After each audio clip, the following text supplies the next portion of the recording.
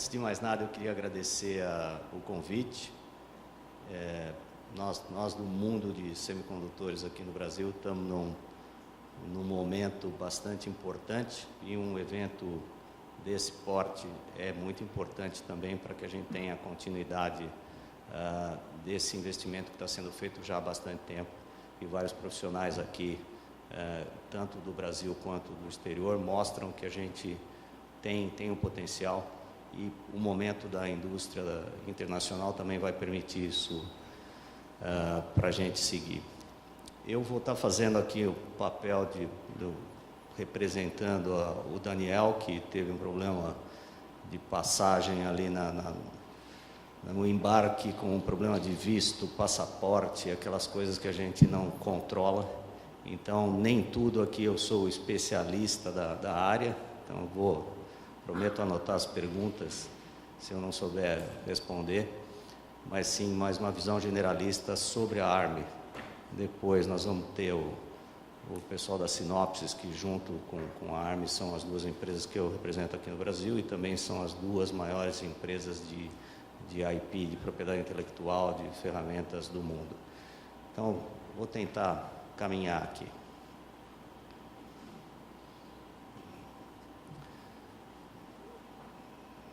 Ficar de lado aqui para poder... A ARM hoje é uma tecnologia que está presente em absolutamente praticamente todos os dispositivos eletrônicos, indo desde do sensor, do IoT até o servidor. A empresa é uma empresa de propriedade intelectual, vou explicar um pouquinho depois o modelo de negócio, mas ela tem, desde a sua fundação, ela já colocou 100 bilhões de cores dentro de chips pelo mundo. A gente chama hoje, dentro da ARM, um modelo chamado Total Connection, onde todo mundo vai estar conectado, e conectado através de dispositivos que usam a tecnologia e a arquitetura da ARM. A ARM é um ecossistema gigante, tem mais de 1000 parceiros que trabalham no entorno, e ela é uma grande cola entre esse mundo de tecnologia. Ela começou de fato, crescer e ser bastante significativa com o advento da mobilidade dos smartphones. Hoje, cada loginho desse que vocês veem são empresas que trabalham junto com a ARM, e se você olhar, a gente não faz o telefone, né? Não tem as marcas fortes que estão dentro do telefone, mas dentro do telefone a gente também não faz o chip, mas a gente produz um ingrediente que está dentro de praticamente todos os chips, 95% dos chips que estão no mundo de mobile. Então, só para exemplificar, você tem tanto a parte de processadores, de gráficos, tem o physical IP, que a gente chama, que é os building blocks para você produzir o chip. Você tem ferramentas de software que estão presentes em absolutamente, desde o leitor da digital até o modem, até o Wi-Fi, o hub de sensores, o power management, com essas várias tecnologias, Cordio, CoreLink, que são marcas de conjuntos de IP que a ARM produz e estão dentro de um telefone, de um smartphone, só como exemplo. Além disso, a gente considera que hoje o sistema está dentro do chip. Aquilo que antigamente estava espalhado e era um sistema completo, é o que a gente chama de System on a Chip. Alguns especialistas aqui sabem muito bem que isso é uma tendência já há muitos anos, mas como a gente tem uma audiência mista, a gente está dando um pouco mais de detalhe.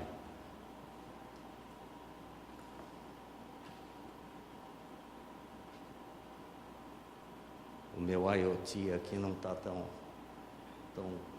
católico. Além disso, todo o software de desenvolvimento, porque é uma arquitetura, e você hoje tem um esforço, no mínimo, 3 vezes maior para o desenvolvimento do software que está em cada dispositivo do que o desenvolvimento do hardware.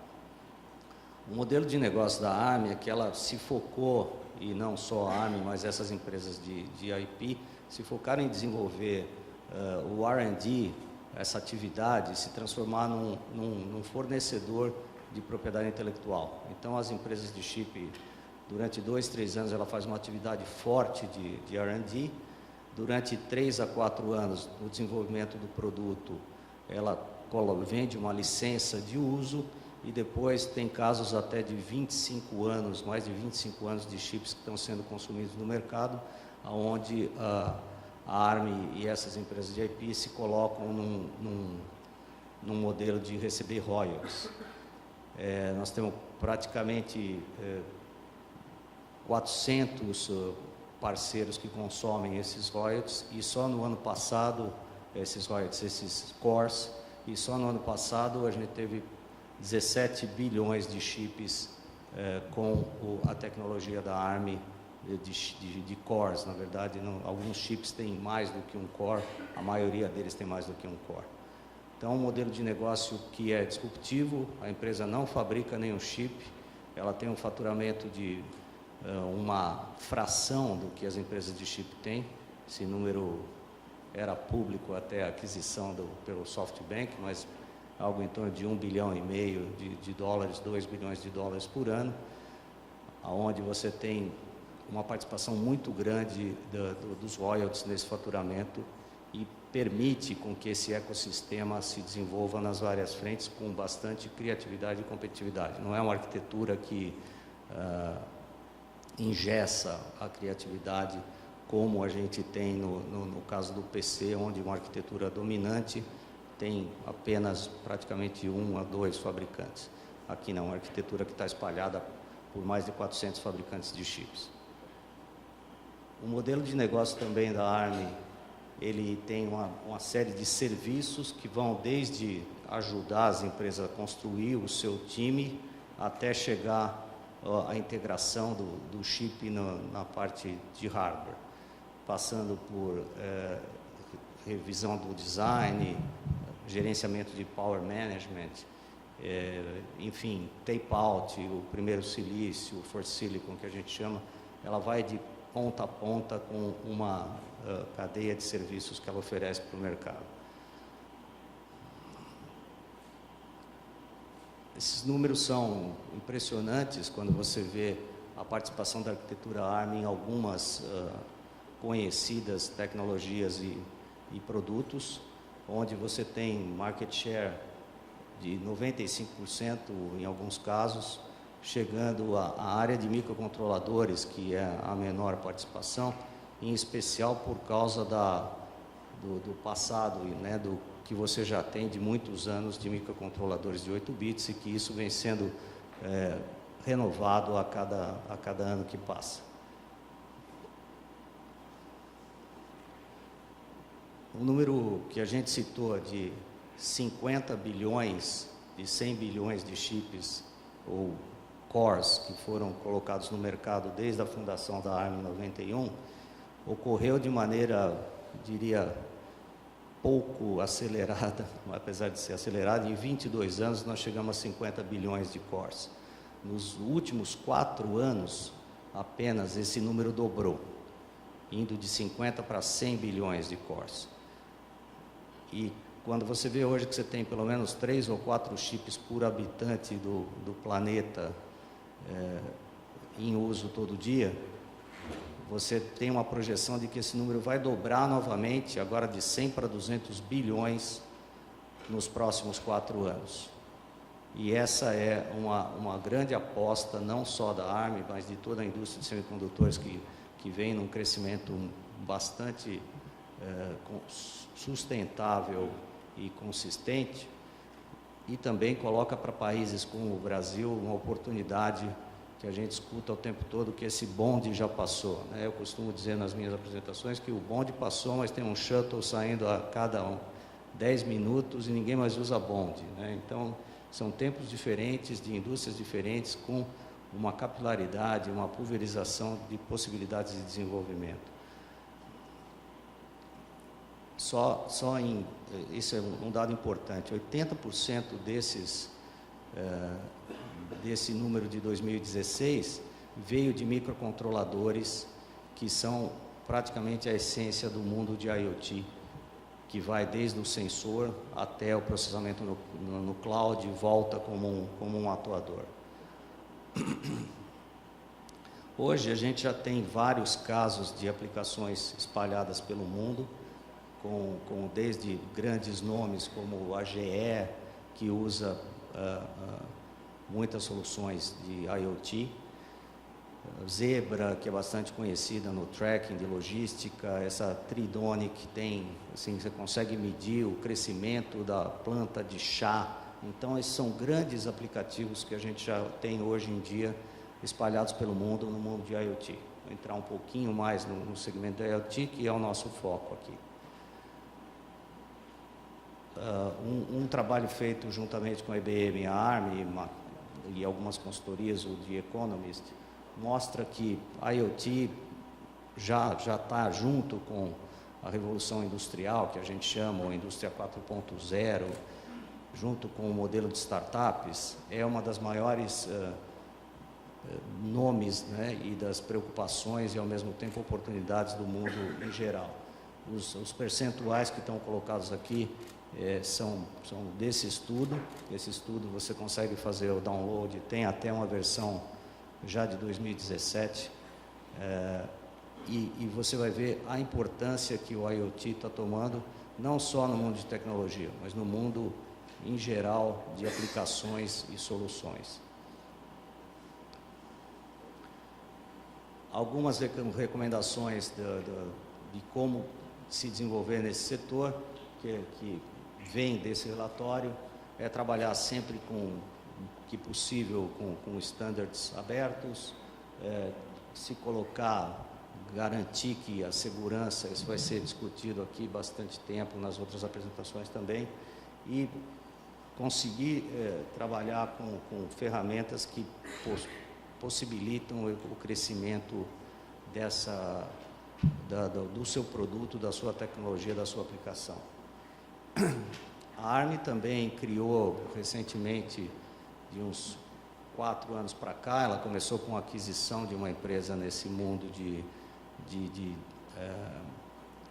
chamada SenseNode. O Johnny aqui teve a oportunidade de conhecer os fundadores, e com isso ela desenvolveu o que a gente chama de o sistema, toda a parte de software, com o sistema operacional, o Mbed. Ele começou com um sistema operacional que vai dentro do dispositivo, é um sistema gratuito, que você pode usar nos microcontroladores da ARM, mas ele avançou na conexão com o que a gente chama de fog, né, o que está na borda da nuvem, para que você consiga não parar no meio do caminho até se conectar e ter que gastar muito tempo. É quase que uma propriedade intelectual aqui também, como os cores, mas na área de software para os dispositivos.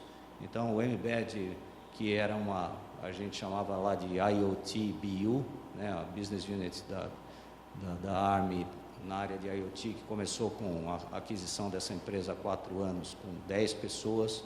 Hoje a empresa tem mais de 500 pessoas trabalhando na área de software, que é uma outra área de diversificação, especialmente uma empresa que veio do mundo de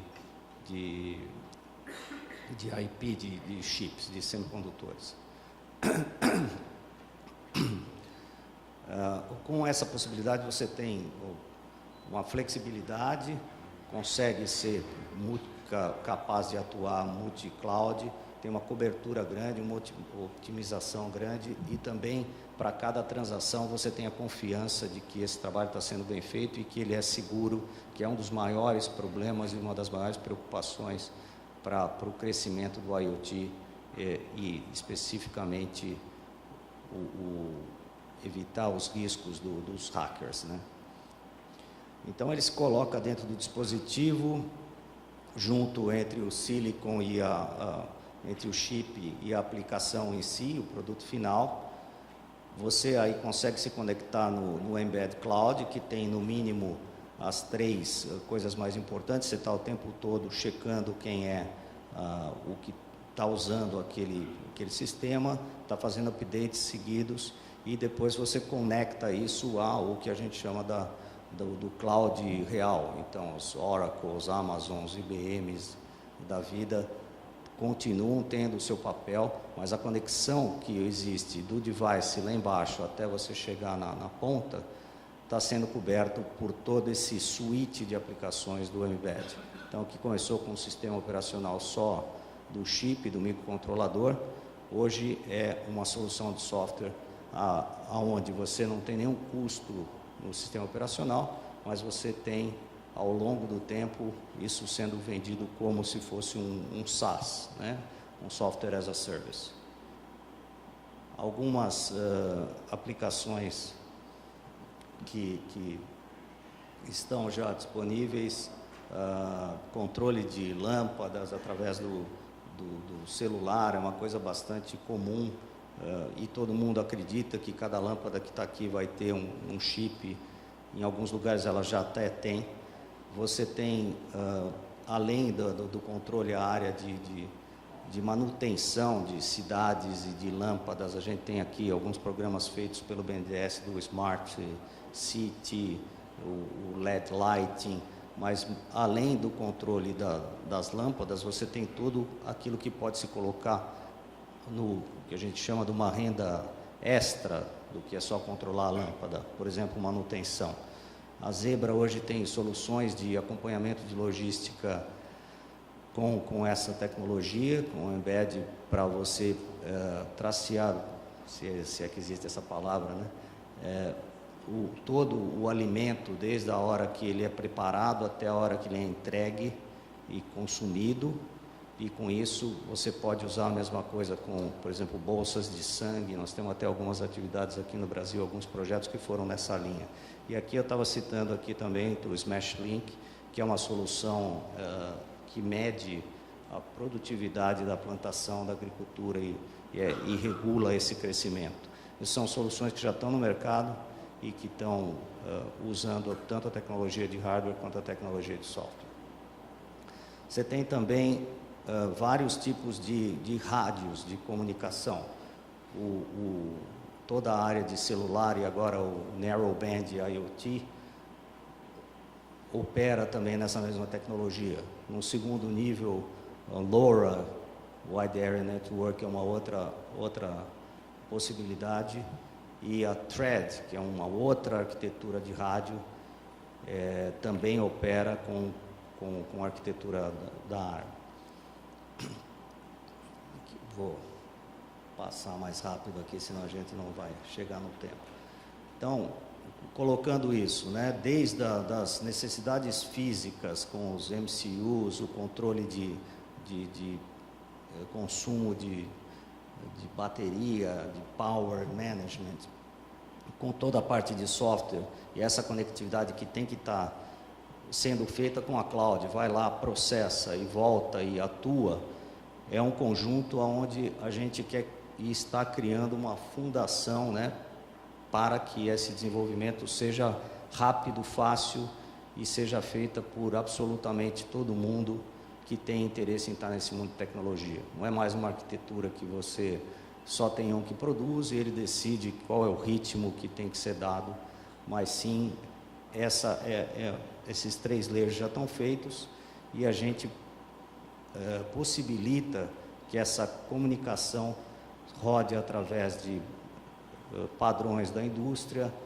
com aplicações de referência e também essa edge, que é o cloud comunicando com o device. É quase que uma faixa de conexão onde todas essas transações ocorrem do nível mais baixo do device até o nível mais alto do mainframe. Comentei do Mbed OS, o Mbed Cloud e também a parte importante que é toda a parte de segurança no nível do chip. Não é mais só a segurança do hacker, do antivírus, mas também no nível do chip e com criptografia e uma série de outras frentes. Sendo assim, a ARM não é muito mais conhecida pelos cores de hardware, mas essa é uma frente de diversificação e de suporte que também está encurtando o caminho para as aplicações de cloud e de IoT.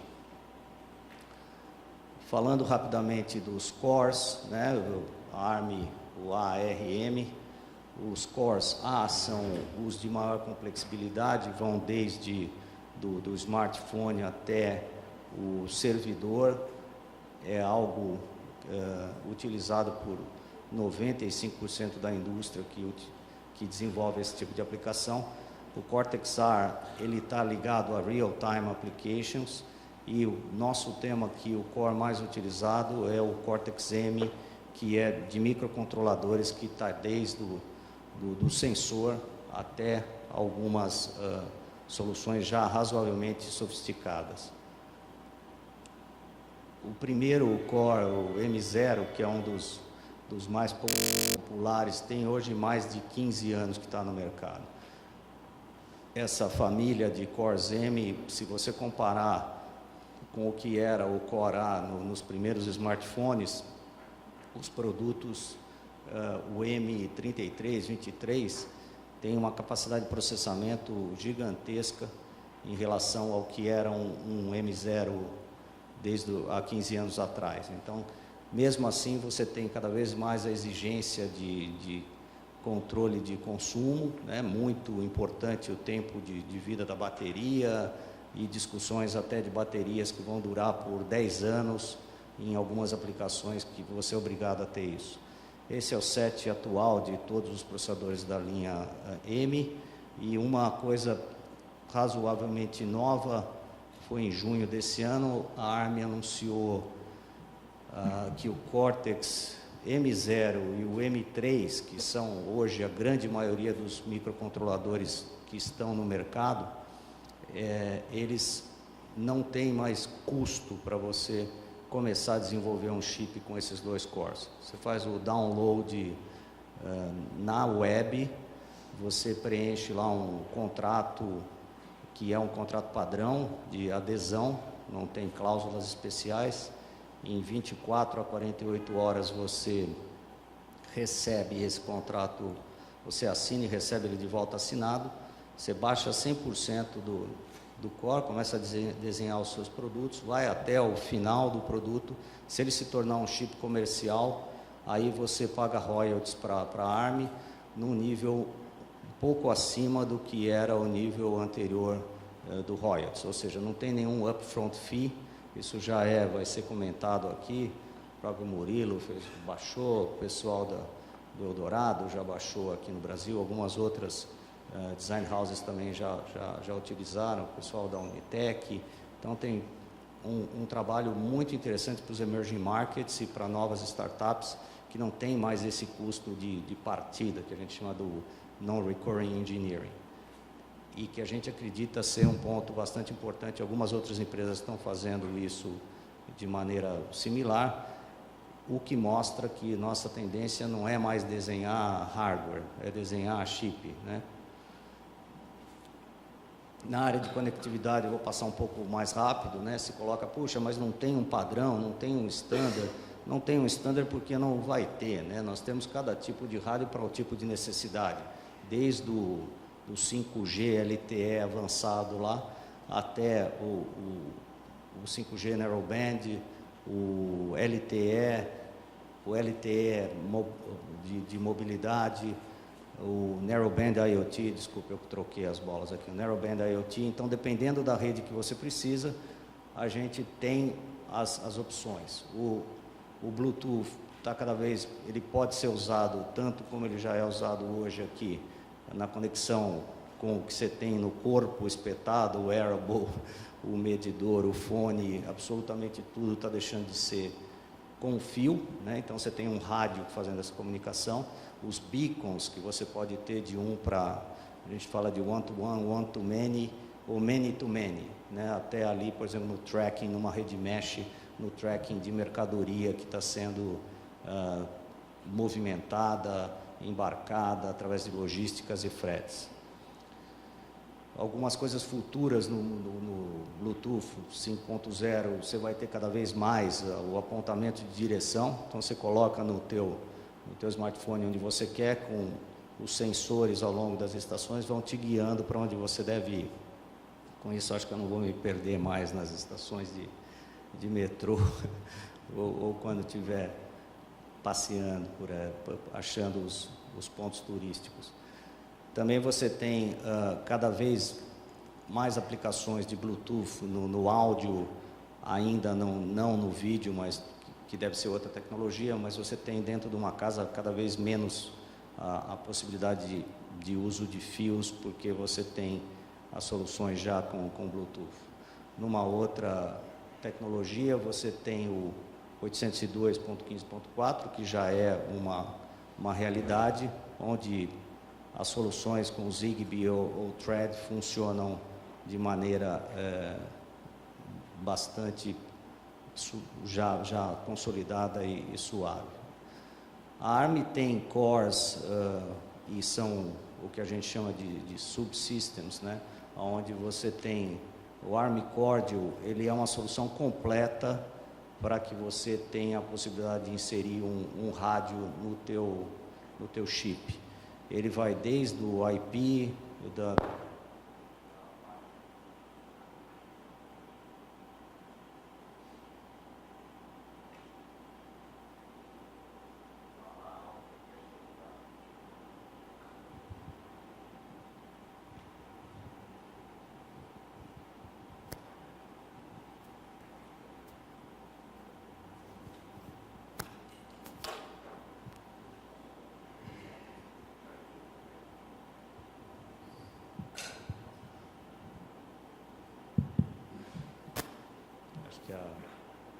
não fez a otimização da...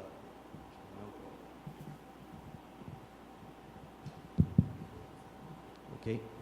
Estamos escutando? Ok, agora sim. Otimização da bateria, acho que não fez aqui antes do trabalho. Então, nessa linha você tem uma solução completa que já opera, então você consegue comprar esse subsystem, onde existe uma dificuldade bastante grande para você sintonizar e fazer um chip de rádio. É algo que é muito difícil e leva muito tempo. Com a ideia de reduzir esse time to market, a ARM e outras empresas também criaram esses subsystems onde você tem a solução completa, inclusive TSMC ou MC são as foundries, para quem não sabe, que tem já a parte física toda pronta, com os libraries prontos para você implementar esse tipo de solução de rádio. Também vale para o Narrowband IoT, né, que tem hoje uma grande oportunidade, porque ele vai ser usado todas as redes 3G que estão aí, o legacy dessa tecnologia, e ela é uma oportunidade de espectro bastante grande para ser usado na área de IoT. Para isso você tem que ter também soluções, o GSMA, que é o Fórum de IoT Narrowband, já tem soluções espalhadas pelo mundo, tem aqui também na América Latina, só que o slide foi feito por europeus e americanos, então a gente tem o apontamento aqui das operadoras que já trabalham com Narrowband IoT. 28 vendors, 23 multi-regiões e laboratórios já foram colocados. Tem várias aplicações já usando o Narrowband IoT, essas são soluções já consolidadas, inclusive com os medidores da Xangai Fiorentini. E aqui um pouco mostrando que uma tendência da onde você vai sair de um SIM card, que é absolutamente limitado aqui, para um eSIM card, onde você consegue colocar tudo em um único SIM card. Imagina que você consegue colocar a CPU, o I/O, a memória, a CryptoCell, junto com uma outra CPU, com um rádio, com a memória também com CryptoCell, colocando os dois ao mesmo tempo, 3 em 1, dentro de um chip SIM card. Então, isso é o que a gente vê já como realidade, a tendência que já está se tornando realidade, e tem já grandes desenvolvedores indo por esse caminho nesse mundo de comunicação. Imagina que não é só mais para o smartphone, mas para qualquer coisa que a gente queira ter, se comunicando com o fog, com a nuvem, e com o chip. Aqui alguns exemplos de baterias, necessidades aqui de cada tipo de solução. Então esse é uma outra área de desenvolvimento bastante grande, onde Energy Harvesting, esse tipo de tecnologia também vai ser muito exigido e que vai ter bastante sucesso e tem espaço para desenvolver. Foi citado também que para tudo que se conecta você tem que ter primeiro entender se tem que ser seguro. Então vamos dizer que amanhã você trocou o carro. Hoje, quando você troca o carro, você tem que mudar a documentação dele, mas alguns você já tem todo o teu address book no sistema de entertainment lá, de telefonia. Então você vai poder trocar toda essa identidade. Você vai ter um processo de trocar a identidade, onde esse carro aprende como você é, e muito em breve nós não vamos ter mais o dono do carro, mas sim o usuário daquele carro. Então isso é bastante importante. Todo boot tem que partir numa sequência clara para evitar qualquer possibilidade de hackear pela porta lateral dos fundos, como é que a gente quer chamar, porque nem sempre o hacker entra pela parte mais protegida. Toda a parte de software update é uma realidade, então o chip já tem que estar preparado para isso. E ele tem que ter uma base de certificação autenticada, que é exatamente o que era antes um computador completo. Você tem isso num pequeno chip de microcontrolador da internet. A gente tem aqui um exemplo de toda a parte que a ARM chama de Trust Zone, é um segmento de produtos também na área de segurança, que vai te permitir fazer essas conexões todas. E aqui dando um exemplo, o que é um chip todo já desenvolvido com cores M, que é razoavelmente complexo, mas é algo que você tem hoje quase que como trivial para uma solução de IoT. Isso usando cores dos vários tipos ali que foram citados e com as várias tecnologias da ARM. Aí você fala, puxa, mas isso leva anos para fazer, né? Então, o que é um chip de IoT típico, né? Tem sensores, tem os apps, o subsistema de apps, o que a gente chama de CryptoSLAND, é onde vai estar passando toda a criptografia e a segurança. Os rádios, 2 tipos de rádios diferentes, dependendo do que você quiser operar, você pode ter um combo, cada vez mais a mesma tendência, não tem mais a versão A ou B, seja baixa os 2 cores, as 2 pecinhas do Lego e desenvolve isso. Fala, poxa, mas isso aqui vai levar muitos anos para fazer. Isso aqui é um caso real. A TechCon, que está sendo dito aqui, é um evento que a ARM faz anualmente em outubro nos Estados Unidos. E esse chip que eu mostrei para vocês começou a ser feito, a especificação dele começou a ser feita em janeiro. Isso aqui é uma realidade de janeiro a outubro, o produto ficou pronto. Então, a gente sabe que está longe dessa realidade, mas é uma possibilidade. Está muito claro que ninguém mais inventa nada do zero nesse mundo, a não ser que você tenha o expertise, e que não é aí que está o valor das empresas de chip, né? O valor está em integrar isso de maneira bem afinada, quase que como uma orquestra de músicos, e ter um mercado que você domina e consegue desenvolver aplicações que estão de acordo com os teus clientes. O grupo de design é extremamente importante, toda a atividade de design você não consegue fazer sem engenheiros de design e de software, mas isso aqui é um exemplo real de que é assim que a tecnologia está rodando e a gente tem essa capacidade, até porque são peças que estão disponíveis tanto para uma empresa como a Qualcomm, até uma startup como essas que foram mostradas. Algumas delas, depois de ganharem tração e volume, já desenvolveram os seus próprios chips para reduzir custo e crescer em volume. depois da aquisição da ARM pela SoftBank, a nova visibilidade aqui, desculpe, é que a gente chegue em 2040 com 1 trilhão de chips no mercado. Então, se alguém duvida que tem uma oportunidade para entrar nesse mercado, isso aqui é o objetivo e a visão da SoftBank ARM para o que vai acontecer nos próximos 25 anos. Com isso, termino. Acho que a gente vai ter oportunidade para fazer perguntas no intervalo, no painel. E agradeço a paciência de vocês aqui e a atenção. Obrigado.